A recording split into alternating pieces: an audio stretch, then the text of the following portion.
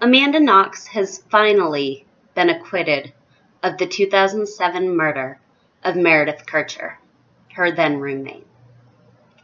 Italy's courts have finally passed down a judgment that Amanda Knox and her then boyfriend, Raffaele Sollecito, had nothing to do with the murder, at least in the eyes of the court, and will not be held accountable any further in the legal system. Finally. Now, what's always been baffling about this case is that the prosecution had not one lick of evidence against Amanda nor Raffaele. They initially had suspected Amanda because of her demeanor. It wasn't the demeanor they expected out of someone whose roommate had just been killed, which sure can be suspicious, but doesn't have to be. Amanda explained several times that she was doing yoga in the police station to calm herself. And as someone who utilizes techniques such as yoga myself to prevent meltdowns and panic attacks, I can understand where she was coming from there. I can also understand how odd it would look for someone to be doing cartwheels in the middle of a police station. But I can understand where she was coming from. There was no DNA evidence for Amanda or her boyfriend when they were arrested. Finally, a bra strap was found, which had a teeny tiny itty bitty amount of DNA on it, so little that they couldn't retest the sample. And yet, Amanda and Raffaele were both locked up in Italian jails. And they were convicted of murder.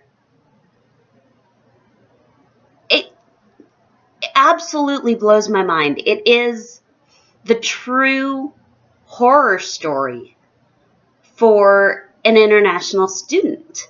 I mean, it really is.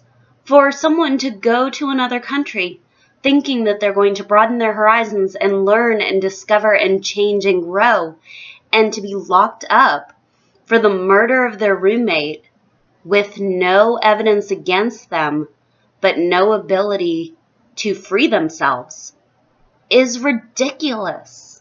Absolutely ridiculous. And people were calling into question her character.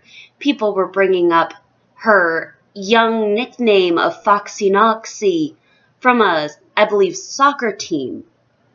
All of these things that had nothing to do with whether or not she actually helped to murder Meredith Kercher.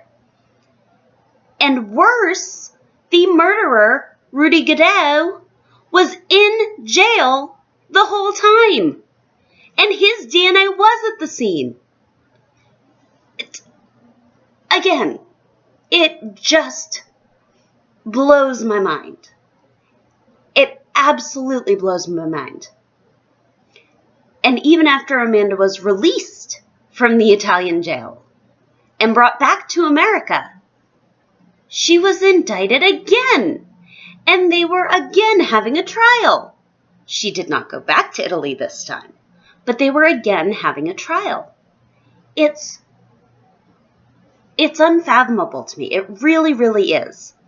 That someone can be put in jail because their behavior is not matching what the police are expecting. Because my behavior doesn't match what someone would expect. Other people are the same way. Their behavior doesn't match what people expect. Because we're not robots. We're not cookie cutters. We don't follow a script. We're individuals. That's just life. And I feel horrible that Meredith Kercher was killed. I feel horrible for her family. And I feel horrible that her family went through this. But you don't spend more than 7 years trying to prosecute the wrong people. just because you don't like the way that they were acting. It's not right. I am so happy that Amanda can finally move on with her life. And she has said in interviews that she looks forward to returning to Italy as a free woman. And I applaud her for that.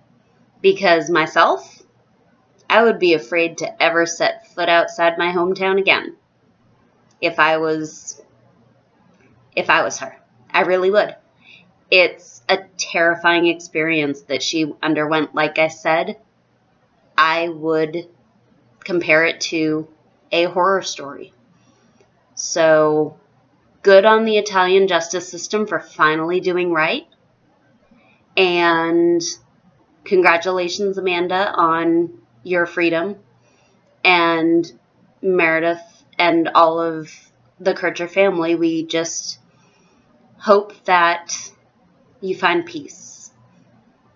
And that's it for today's episode of An Aspie's Point of View. Until next time, good night.